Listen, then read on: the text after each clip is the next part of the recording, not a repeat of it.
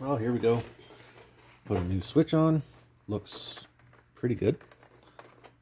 And it works very well. You can preset your color balance to whatever you like. And just leave it there, and then you can just switch her off and on.